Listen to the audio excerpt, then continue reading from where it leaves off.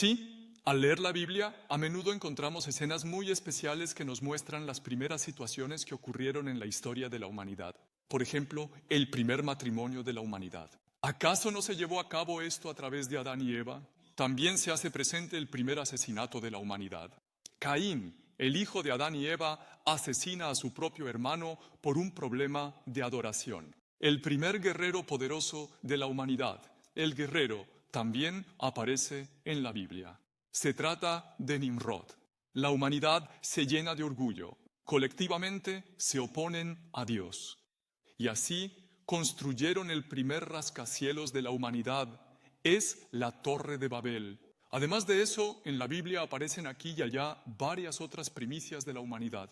Pero si miramos el pasaje de hoy, es una primicia de la humanidad. Por primera vez en la historia de la humanidad, alguien se emborracha completamente y arma un escándalo. Y como resultado, surge una persona que siembra la discordia por toda la casa. Se trata de Noé. Sí, de Noé. La historia completa es así. Noé bebió mucho vino. Se puso completamente ebrio. Parece que le subió la fiebre y le resultó insoportable. Así que se despoja de toda su vestimenta, queda completamente desnudo y luego simplemente se desploma y se duerme. Su segundo hijo, Cam, es quien ve esa escena. Y se burló de su padre ante sus hermanos Sem y Jafet, diciendo, papá está desnudo. Sin embargo, Sem y Jafet no comentan nada acerca del error o la equivocación de su padre.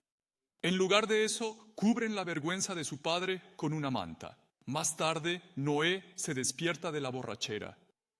Al escuchar sobre esas situaciones, siento una mezcla de resentimiento y profundo agradecimiento. Hacia Cam, quien provocó el resentimiento, él profiere una maldición muy severa y mordaz.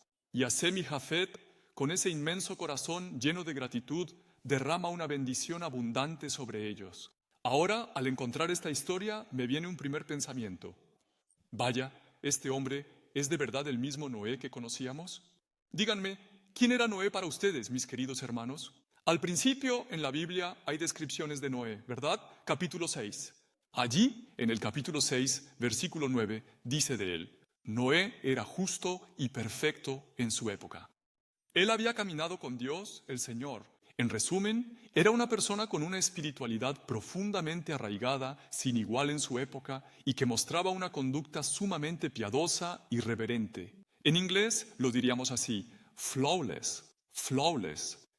Ese era precisamente Noé, una persona en la que era casi imposible hallar alguna falla. Por eso, Dios estaba tan complacido con Noé que, incluso mientras destruía al mundo entero con el juicio del gran diluvio, salvó a Noé y por causa suya, también a su familia, haciéndolos entrar en el arca para que pudieran sobrevivir, ¿verdad?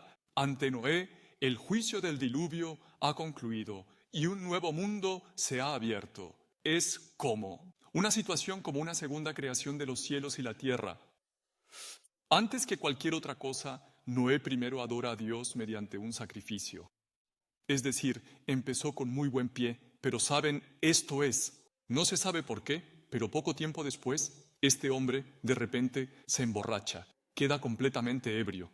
¿Verdad que sí? Es el tipo de cosa que haría un alcohólico completamente inmerso en su adicción al alcohol, pero es este hombre de Dios, un hombre de fe, de una piedad sin igual, quien comete tal acción. ¿No les resulta esta situación demasiado extraña y desconocida? ¿A que sí? Miren, de aquí aprendemos algo. Ajá, Noé también era simplemente un ser humano. Noé también era. Él no era más que un pecador, así es. Todo ser humano nace, crece y vive bajo la influencia del pecado. Por muy piadoso y santo que parezca ser, no es diferente. Esta naturaleza pecaminosa, esta raíz de maldad tan profundamente arraigada en su ser interior, nadie puede arrancarla por completo. Por esta razón, si uno se descuida por un solo y breve momento, el ser humano es propenso a dejarse llevar por los deseos de la carne, la vanagloria y la codicia. Y el personaje que mejor lo demuestra de la manera más clara no es David. Dios mismo, refiriéndose a David, vaya, uno se imagina a Dios con una sonrisa de oreja a oreja. Es una persona conforme a mi corazón. David es el hombre perfecto para mí. Vaya, David recibió de Dios el mayor elogio y reconocimiento que un ser humano puede recibir. Amigos, ¿Y David, ante ese Dios, acaso no se entrega con total devoción?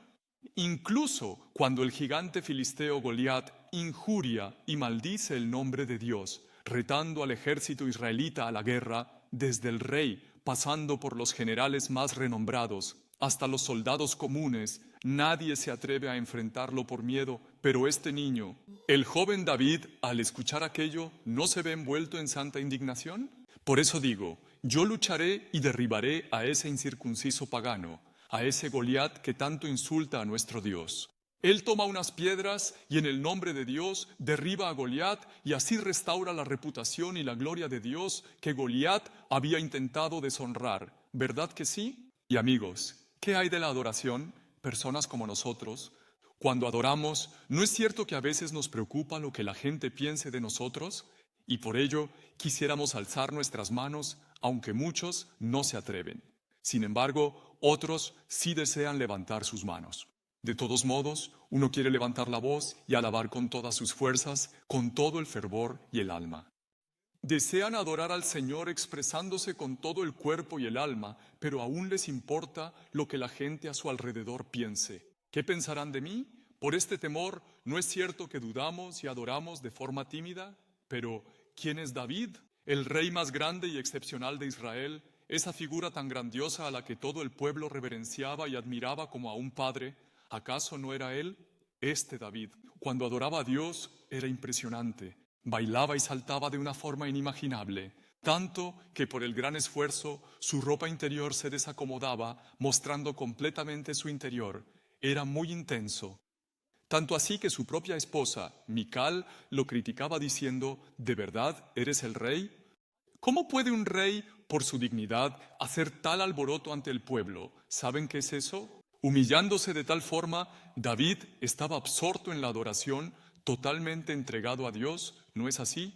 Pero ese mismo David, ese David que era una persona conforme al corazón de Dios, de repente, una tarde, mientras el sol se ponía lentamente, sube a la azotea y mientras pasea ve a Betsabé, la esposa de uno de sus soldados, bañándose y pierde la cabeza. Atrapado por los deseos de la carne, comete adulterio y luego, para encubrir completamente este hecho y cometer el crimen perfecto, David hizo asesinar al esposo de Betsabé y así lo encubrió todo. Y ya, sigue yendo a adorar, sigue yendo a orar, sigue haciendo todo como si nada. Se presenta ante Dios como siempre, pero sin arrepentimiento alguno, manteniendo la boca cerrada, así pasa un año entero. Esa es la descarada insolencia de David. Entonces Dios finalmente envía al profeta Natán, y éste, arriesgando su vida, confronta con fuerza a David, ¿no es así? Revelando su pecado escondido. Es sólo entonces que David se postra humildemente. Sin embargo, el hijo nacido de esa infidelidad muere. Miren, amigos, así es el ser humano. Por eso, aquel que cree estar firme, tenga cuidado de no caer. Ese es el mensaje que se nos da. Nadie puede estar absolutamente confiado en sí mismo. Al final, ¿qué es lo que entendemos? Que sin la gracia divina de Dios, nosotros, como seres humanos, no podemos vivir de ninguna manera y sin esa misma gracia jamás podremos mantenernos firmes y en pie. Porque la naturaleza pecaminosa, que no ha sido completamente arrancada de nosotros, sigue levantando cabeza. Y Satanás y demonios, como leones rugientes, nos atacan para derribarnos, buscando nuestras debilidades, desafiándonos y poniéndonos a prueba. ¿No es esto tremendo? Por lo tanto, si no hemos caído hasta ahora, amigos, no es por nuestro mérito. Espero que crean que todo esto es completamente por la gracia divina de Dios. Y si no deseamos caer en el futuro, hermanos, creo que debemos asirnos firmemente a la gracia divina de Dios. Pero bueno, si hasta Noé, que vivía bajo la gracia, también cayó, ¿no? Estando completamente borracho, en una situación muy vergonzosa. Incluso David, que había recibido la gracia de Dios más abundantemente que nadie, ¿no se derrumbó también? Pero, ¿acaso la gracia nos sigue siempre como una sombra? ¿Es que Dios nos acompaña siempre de forma automática? No, eso no es así. La salvación, que es la gracia divina suprema, no es por nuestros méritos ni nuestros esfuerzos, sino que es la gracia divina y la bendición incondicional de Dios. Sin embargo, las grandes y pequeñas gracias que disfrutamos aparte de la salvación, Así como la semilla de la gracia cae en la tierra, germina, crece bien y produce frutos hermosos, se necesita la tierra, ¿no es así? Para que eso suceda, el campo de nuestro corazón debe estar muy bien preparado. Solo si estamos verdaderamente preparados en nuestra relación con Dios, las múltiples gracias divinas se harán presentes en nuestra existencia, permitiéndonos gozar de la plenitud de su gracia divina y vivir victoriosamente en la fe. Ahora bien, ¿y cuál es esa condición? Es precisamente la vida de oración y la vida de la palabra. No piensen en otras cosas. Es lo más clásico, pero esa es la respuesta. Es la vida de oración y la vida de la palabra. Miren, 1 de Pedro, capítulo 5, versículo 8. Comencemos. Sean prudentes y alertas. Su adversario, el diablo, como león rugiente, busca a quien devorar. Amén. Aquí dice, sean prudentes y alertas. Esto significa estar completamente alerta y despierto para orar. Eso es lo que significa. Estén bien alertas y oren. En Mateo 26, 41, Jesús nos da un mensaje similar. Vigilen y oren para no caer en tentación. El espíritu quiere, pero la carne es débil. Amén. Oren para no caer en tentación. Si vemos 2 Timoteo 3, 16, 17, explica muy bien qué efecto tiene en nosotros la palabra de esta Biblia. Leámoslo juntos. Empecemos. Toda la Escritura es inspirada por Dios y útil para enseñar, para reprender, para corregir y para instruir en la justicia, a fin de que el siervo de Dios esté enteramente capacitado para toda buena obra. Amén. Cuando permanecemos en la palabra de Dios y nos apoyamos en ella en nuestra vida diaria, debido al poder que tiene la palabra para educar, reprender, corregirnos correctamente, iluminarnos y guiarnos en sus diversos aspectos, podemos evitar desviarnos de nuestra relación con Dios y así permanecer siempre en su gracia. Esto es la oración y la palabra. Consideren por un momento si Noé, si hubiera vivido en oración y la palabra, ¿cómo habría sido en ese momento? En ese momento en que bebía sin control, ¿qué inspiración le habría dado el Espíritu Santo en su corazón? No te emborraches con vino, porque esto es libertinaje. Más bien, ¿no tendrías que haber recibido la plenitud del Espíritu Santo? A causa de esa inspiración, ¿verdaderamente se habría entregado a beber descontroladamente y cometido un acto tan bochornoso como ese? Por supuesto que no. Podría haber evitado su propia ruina y también que su amado segundo hijo, Cam, y sus descendientes sufrieran una maldición por generaciones. ¿No es cierto? Si David se hubiera entregado por completo a la oración y la palabra, en ese momento el Espíritu Santo le habría recordado el mandamiento no cometerás adulterio de los 10 mandamientos. También le habría recordado no codicies mujer ajena. Entonces David se habría estremecido, se habría recompuesto y así habría podido evitar ese comportamiento pecaminoso que atrajo la desgracia y el derramamiento de sangre sobre sí mismo y sobre su linaje. Hermanos, espero que recuerden siempre que la oración y la palabra son la condición esencial para que la gracia divina de Dios, que nos protege del pecado y de las tentaciones de Satanás y los demonios, venga a nosotros. Repitan después de mí: la oración y la palabra son clave para la gracia divina. Aleluya. Amén. Pero a veces orar, leer, oír y meditar la Biblia, la verdad, nos da pereza. Muchas veces nos sentimos fatigados, ¿no es así? A veces nos preguntamos, ¿de verdad debo mantener esta vida de oración, esta vida de la palabra? En esos momentos, ¿qué deberíamos tener en cuenta? Piensen en el vuelo de una cometa, ¿saben? Una cometa. Tenemos que pensar en eso. ¿Alguna vez han volado una cometa? Yo lo he hecho muchas veces. Quienes lo han hecho lo saben. El viento sopla con fuerza. En ese momento, sueltas el hilo de la cometa. Así, la cometa se eleva, impulsada por el viento. A veces, el viento y la cometa se llevan tan bien que sube tan alto que llega un punto en que ya ni la ves. En ese momento, te guías por la sensación, por la tensión del hilo. Sientes si la cometa va a la izquierda o a la derecha. Lo sabes a través del hilo. En ocasiones tiramos del hilo y si baja un poco, la jalamos con fuerza para volver a subirla, usando el viento para elevarla cada vez más alto. Ahora piensa en un momento desde la perspectiva de la cometa. ¿Qué pasaría si la cometa pensara así? ¡Ay, este hilo fastidioso! ¿Por qué está pegado a mí y no me deja? ¿Ser libre? ¿Por qué tengo que estar siempre atada a esto? Ah, si este hilo se rompiera, ¿no podría yo planear a mis anchas por el cielo, volando libremente, disfrutando de esa libertad y de esta sensación de liberación? Pero imaginen que por eso el hilo de la cometa se rompe. ¿Qué pasaría? Miren, cuando yo era pequeño, en mi barrio, en la zona de Sillimdong, había un juego entre los niños. Era el juego de la cometa, en el que tenías que cortar el hilo, y yo era el campeón. Sí, de niño era hábil en juegos. Sí, también era muy bueno jugando a las canicas. Salía con un puñado y las ganaba todas. Llenaba unas 4 o 5 botellas de plástico de 1,5 litros hasta el tope. Hay testigos, unos cuantos. Yo andaba por ahí cargando con todo eso. Hasta participé en competiciones en el distrito de Guanac. Se me daban bien esas cosas. Yo jugaba a las canicas, a los tazos y volaba cometas. Cuando volábamos cometas con mis amigos, la competición era cortar el hilo de la cometa del otro. Y como les conté, ¿verdad que yo siempre salía victorioso? Existe un método, un secreto especial, y este es el siguiente. Se le aplica pegamento al hilo de la cometa. En un recipiente se pone mucho pegamento, del que se usa para empapelar. Y después de poner ese pegamento, se le añade un ingrediente, el polvo de vidrio. Mueles el vidrio y lo mezclas. Luego lo aplicas al hilo. Cubres por completo el hilo con ese pegamento hasta que se endurece. Una vez que se seca completamente, lo enrollas cuidadosamente en el carrete, así formando un bulto bien grueso.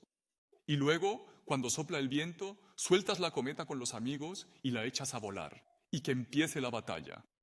Desde ese momento se da inicio a la contienda de cortar los hilos de las cometas. Entonces, ¿quién creen que saldrá victorioso?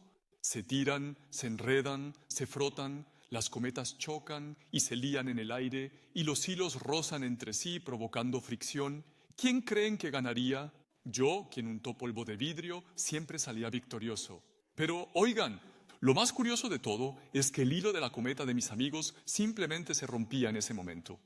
Uno pensaría que la cometa, como tanto anhelaba, volaría libre y alegremente por el cielo. Pero en ese instante, de repente, de un vaivén a otro, caía en picada contra el suelo, destrozando por completo la cometa de mi amigo. Quedaba hecha añicos, y resulta que ese largo hilo que la cometa tanto odiaba, que sentía que la sujetaba a su estampado de flores y no la soltaba, ese hilo que le resultaba tan molesto, ese hilo, en realidad, era su mecanismo de protección, el que la resguardaba y le posibilitaba volar con libertad por el firmamento. Era un requisito esencial, queridos amigos. Amigos, la vida de oración, la vida de la palabra, es como el hilo de esa cometa. Es agotador, aburrido. De verdad, a veces uno piensa, ¿qué estoy haciendo aquí sin hacer nada cuando debería estar saliendo a trabajar? Incluso leer la Biblia puede ser agotador y darte sueño a veces. Aún así, no debemos dejarlo, hay que seguir haciéndolo. Solo así nuestro espíritu puede mantenerse despierto, nuestro espíritu puede estar bien alerta y de esta manera finalmente no nos desviaremos de la senda de Dios y podremos permanecer bajo la gracia divina, bajo el ala de su favor. Amigos, muchos viven una vida de fe, de iglesia, pero no están alertas, ni oran o viven la palabra. Por eso no pueden permanecer en la gracia del Señor, cayendo y tropezando.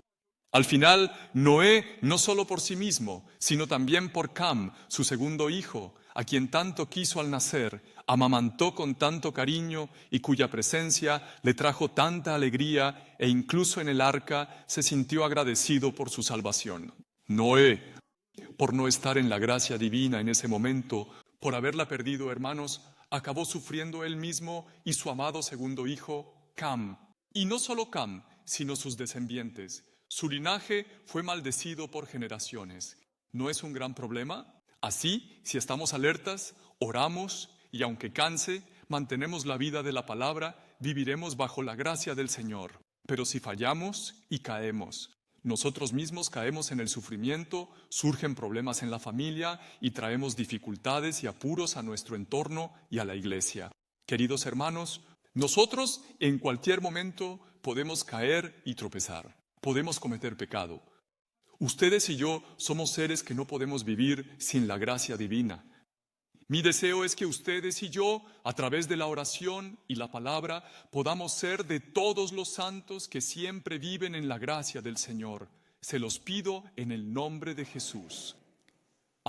Ese piadoso hombre de Dios, Noé, se emborrachó, desnudó y causó un escándalo. La vida de este Noé, que parecía una vida casi sin defectos, pero ahí estaba él, postrado en un estado de vergüenza. Y entonces su segundo hijo, Cam. La Biblia dice que vio a Noé. La palabra, el verbo ver, aquí es una palabra hebrea muy famosa. Es fácil de memorizar, Ra-A. Esa es la palabra. Y su significado no es el de una simple mirada al pasar, para luego seguir de largo. Significa observar con atención, sin apartar la vista, examinando cada detalle como si fuera con un microscopio. Eso es ver. Así que Cam, al principio, seguramente lo vio por casualidad, al pasar. Sin embargo, no se limitó a ese encuentro fortuito, sino que se adentró en la tienda de su padre, y al ver la figura desnuda de éste y la vergonzosa escena de él tirado, completamente ebrio por el vino, y juzgó a su padre con una actitud de desprecio y humillación. Y no contento con eso, salió de la tienda y sin más se puso a pregonar la vergüenza de su padre a sus hermanos Sem y Jafet, publicitándolo a todo el mundo. Sin embargo, en ese momento, a diferencia de Cam, la reacción de sus dos hermanos fue muy particular. Leamos juntos el versículo 23. Empieza. Entonces Sem y Jafet tomaron la ropa y la pusieron sobre sus propios hombros, y andando hacia atrás, cubrieron la desnudez de su padre, teniendo vueltos sus rostros, y así no vieron la desnudez de su padre. Amén. A diferencia de Cam, Sem y Jafet, para no ver la indignidad de su padre, le dieron la espalda, entraron y a sus espaldas cubrieron la parte inferior del cuerpo de su padre con una vestidura, cubriendo así su vergüenza. La cubrieron, y de aquí surge una pregunta. La pregunta es, entonces, ¿por qué los dos grupos mostraron reacciones tan diferentes? Uno lo expone y lo revela, el otro lo cubre y lo oculta. ¿Por qué esta diferencia? Todos provienen del mismo vientre. Son 3 hijos. La respuesta a esto nos es revelada en Proverbios capítulo 17, versículo 9. Comencemos. Quien encubre la falta, busca el amor, mas el que la divulga, aparta al amigo. Amén. El que cubre la falta, busca el amor. ¿Qué significa esto al final? Al final, la diferencia residía en el amor. Era sin duda una cuestión de amor. ¿Fue acaso un sentimiento de amor y respeto hacia su padre Noé? ¿O no fue así? De esto dependieron sus actitudes y reacciones tan distintas. Reflexionen, ¿cuánto habrá luchado Noé para mantener la fe y para tener comunión con Dios y caminar junto al Señor en medio de un mundo completamente sumido en el pecado y la impureza justo antes del juicio del gran diluvio? No, solo. No es necesario un corazón endurecido. No hace falta una decisión. Si uno simplemente se deja llevar por la corriente de esta era, también perecerá en el pecado. ¿Cuánto se habría esforzado y luchado para caminar en compañía de Dios? Por eso Dios se sintió tan complacido y feliz con Noé, que le dio la salvación a él y a toda su familia dentro del arca. ¿No es así? Entonces, ¿cómo debería haber pensado Cam acerca de su padre Noé? Yo debería haber muerto con toda esa gente, pero gracias a mi padre, a que mi padre Noé caminó con Dios y fue del agrado de Dios, mi esposa y yo nos salvamos.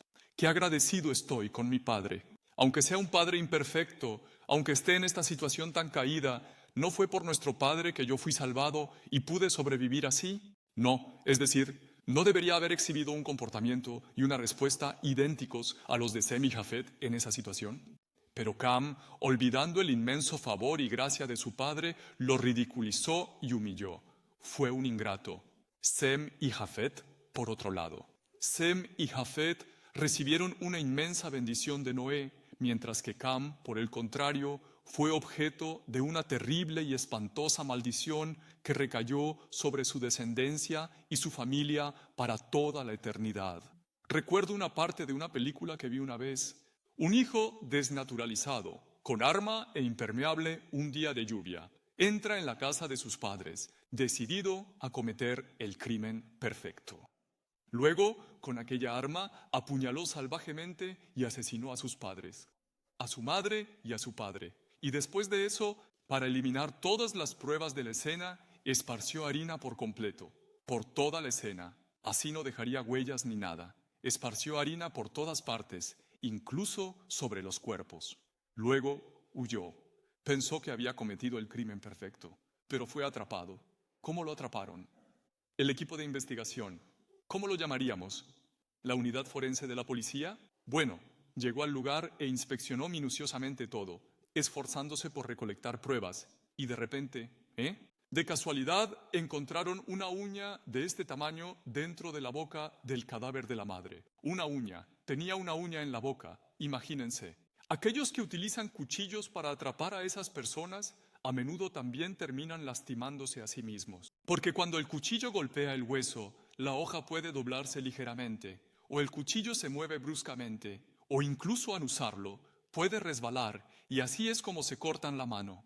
Es decir, suelen ocurrir este tipo de incidentes. Entonces, al asesino, el hijo, también se le rompió parte de una uña, un fragmento se le cercenó.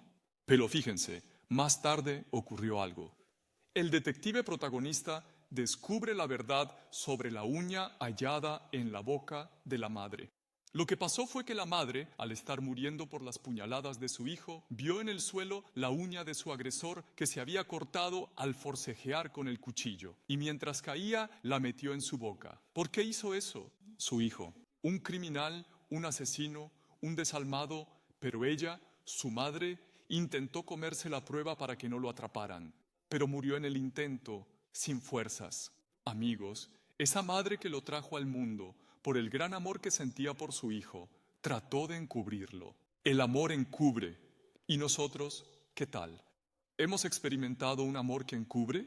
Claro que sí, un amor que encubre. No es un amor cualquiera, sino el más sublime que hemos experimentado. ¿Acaso no éramos todos pecadores, rebeldes, apartados de Dios, que merecíamos un juicio y castigo eternos? Vivíamos sin Dios, revolcándonos en el pecado, pensando que esa era la forma correcta de vivir, que no había ningún problema. Vivíamos engañados.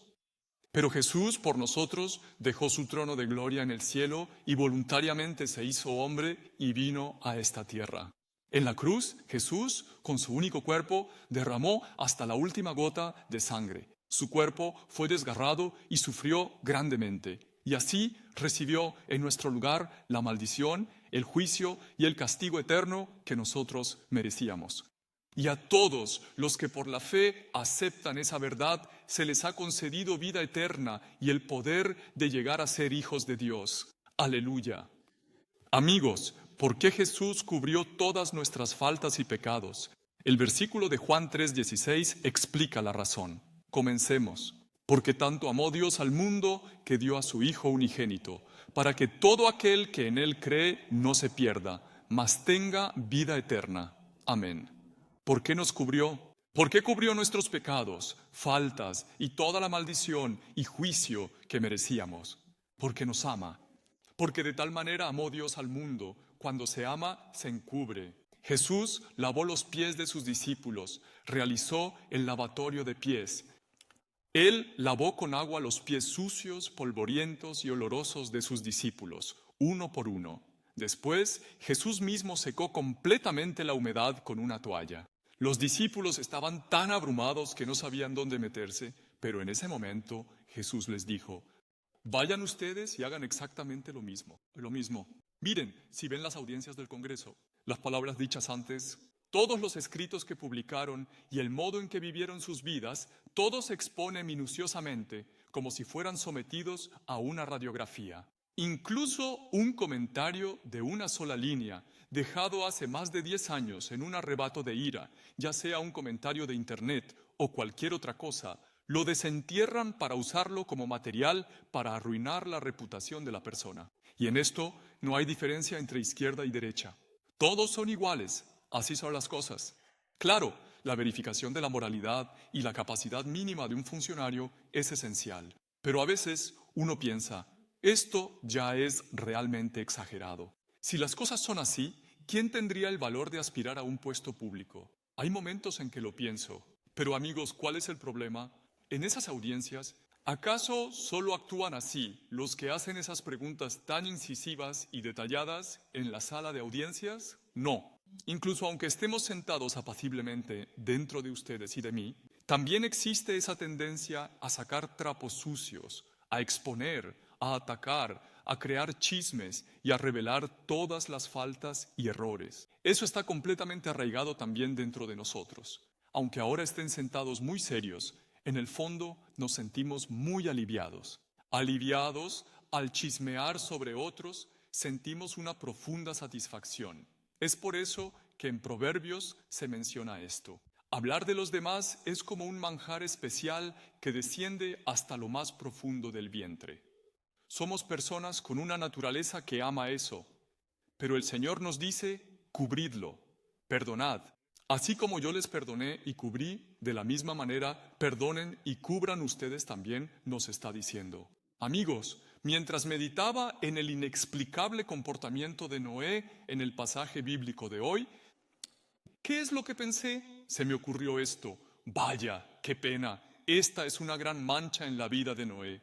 Si pudiéramos borrar solo esta parte, Noé sería, como dije antes con la palabra en inglés, flawless, impecable. Una vida sin defectos, impecable y sin errores, una existencia que sería, sin duda, un 10 sobre 10, se nos mostraría de esa forma. ¿No lo creen? Pero, ¿por qué Dios insistiría en poner el punto final a la vida de Noé justo en este momento, justo en la posición donde se debe enfatizar? Porque este es el último episodio de la serie de Noé. ¿Por qué en este momento sacar a relucir que se emborrachó hasta quedar completamente ebrio y se expuso? Y la historia de Cam y sus 2 hermanos, ¿por qué traerlo a colación de esta manera? Eso es lo que se me vino a la mente. Oh, claro, así es. Noé y su familia que salieron del arca y ahora viven en este nuevo mundo que se despliega ante sus ojos como una segunda creación. ¿Qué somos nosotros, pues? Nosotros, por medio de Jesucristo, quien es el arca de nuestra salvación, somos redimidos y vivimos como nuevas criaturas, ¿no es así? A través de Noé, Dios nos muestra que la humanidad, sin su gracia divina, es una existencia incompleta. Aquellos que vivimos hoy en día estamos llamados a entender esta verdad.